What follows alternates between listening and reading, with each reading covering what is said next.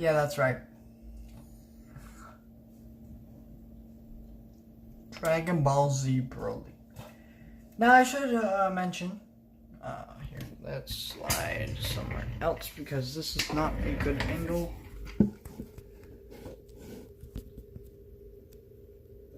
It's gonna crystal ships. No, it actually works perfectly for that.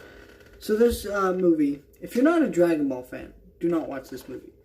Do not watch this review. You won't understand any context of the show.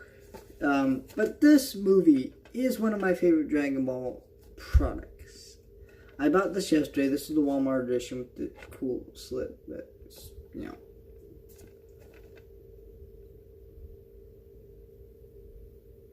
Ooh, it moves. Oh, so cool. Anyways, Dragon Ball. I'm going to review this movie. I saw this movie in the theater, and I loved it. I really, really liked it. I loved it even more the second time watching it at home.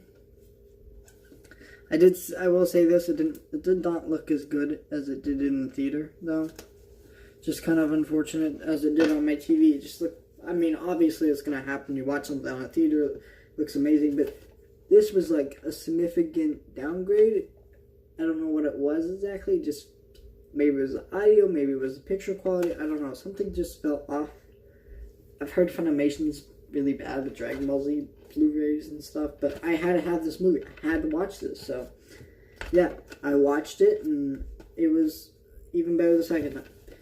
And I noticed something that I've seen a lot of Dragon Ball Z Broly reviews, and I noticed something that they really didn't mention, and I wouldn't even mention in my, if I ever did a review back then, is that the pacing of this movie was phenomenal.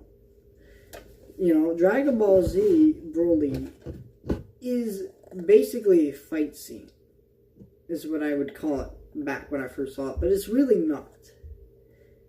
What happened? See, the first act is phenomenal. It sets up the history of all of our characters and what leads them to the thing that's going to go on in the final act. And then the second act is building Broly as a character. Because what you're going to watch is the same thing you watch in Creed 2. Creed 2 is one of my favorite Rocky movies.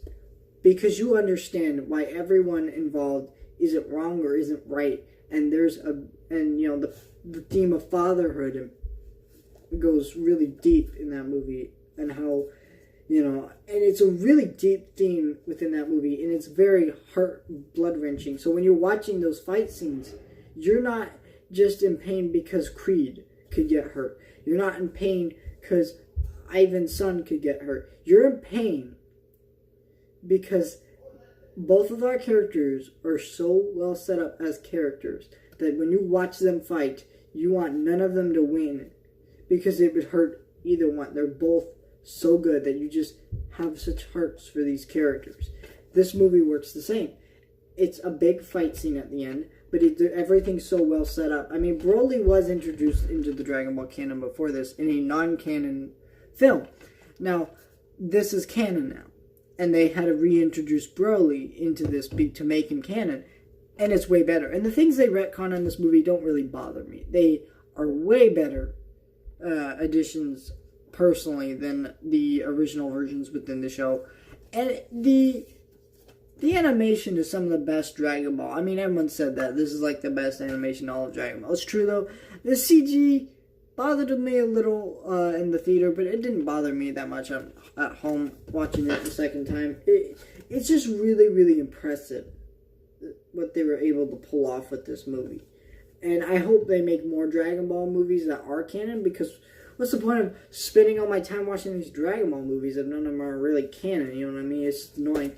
As a fan, in that sense, they expect you to watch these movies, but there's no reason to, besides, they're mildly fun.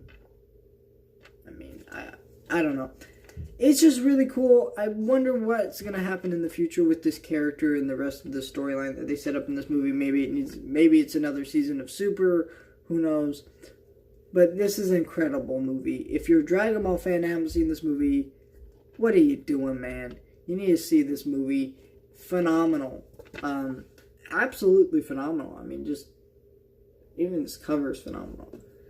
And it made me love a character that I've seen in other materials from Dragon Ball, Broly, and not really been that much in love with, but this was incredible. I really like Broly. And now when I watch those fight scenes, first time I was just enjoying the fight scenes, I feel like gut-wrenched.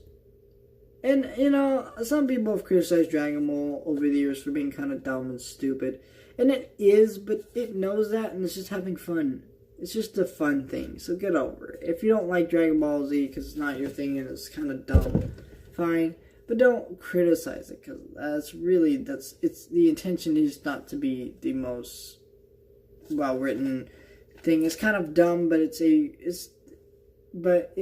dumb in a good way. And it's kind of like Independence Day. It's dumb, it's kind of stupid, but it's really entertaining, well done, slog. But, is there really a problem with that? No. This movie, check it out if you're a Dragon Ball fan. Pass if you're not a Dragon Ball fan. But go watch Dragon Ball and Dragon Ball Z if you haven't seen it. And then you can watch Super and the movies if you want. And then watch this baby right here. Can you believe, Dragon Ball is, over, 30 or something years old? That's incredible. It's just, that's so weird. Star Wars is, 41 years old this year. SpongeBob's, 20. It's, 30 years of Dragon Ball. Oh, my gosh. But, yeah. Let me know your thoughts on the Dragon Ball Z Broly movie.